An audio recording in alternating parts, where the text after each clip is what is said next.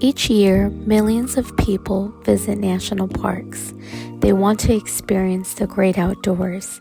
In the year 2023, over 325 million people visited a national park. For this project, I will talk and discuss about what internal work is being done to help with DEI initiatives, as well as how external stakeholders are also playing a role in DEI. We will talk about the importance of the outdoors and how being outdoors can help with the reduction of screen time, physical and mental wellness, as well as help build community. Finally, I will give some suggestions on things we can do before exploring the great outdoors. In order to understand why many national parks are still facing large DEI issues, we must go back to 1916. In 1916, President Wilson signed into law the creation of the National Park Services. However, during this time, the Jim Crow segregation laws had already been established. Because of this, all national parks were meant for whites only. In 1945, there was a mandate for desegregation of all national parks. However, despite the desegregation, many parks remained exclusionary, only being accessible to mostly white people. It wasn't until the Civil Rights Act of 1964 where most national parks began their desegregation movement.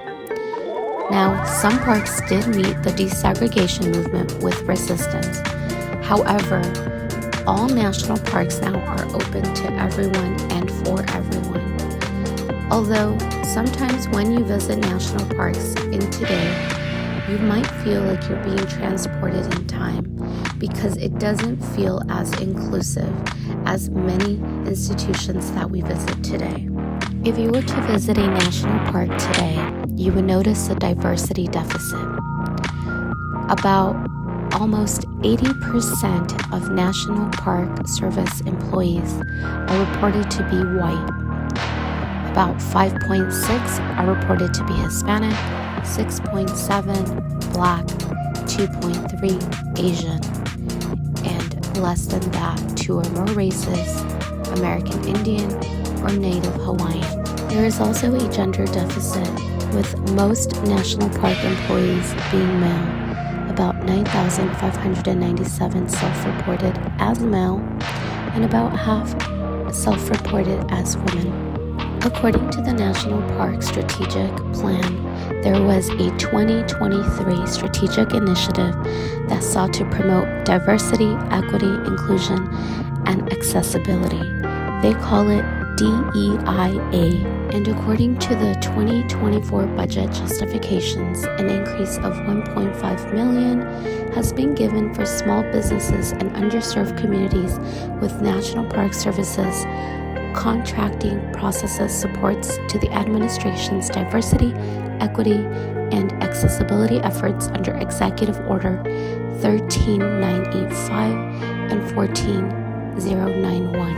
Although there is no more specifics regarding the budget justifications and the strategic plans, I have hope that we are moving in the right direction when it comes to national parks and DEI.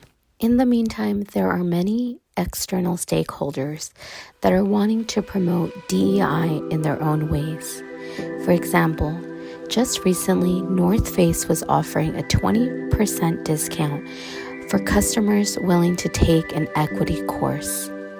There is also many nonprofits and organizations that are focused on helping diversify the outdoors. One of them is Diversify Outdoors. This is a coalition created of digital influencers and affinity groups and more allies promoting diversity in the outdoor, recreation, and conservation. REI is one of the biggest outdoor retailers, and REI does a great job at helping DEI initiatives. Within their store, they help diversify by bringing in small businesses of underserved communities. For inclusion, they often offer courses to be taught within their stores to help inform people on how to navigate the outdoors. For equity, they always ensure that they have fair treatment of not just their employees, but also their members who are shopping in store. With the help of the external and internal outdoor stakeholders, I hope that the outdoors can become more diversified, inclusive, and equitable for all newcomers in the outdoor space. Visiting a national park can also help with the physical and mental health epidemic that we are currently facing. According to the National Park Service's website, 5 minutes walking in nature improves mood, self-esteem, and relaxation. Frequent exposure to nature reduces anxiety and depression while promoting a sense of well-being and fulfillment.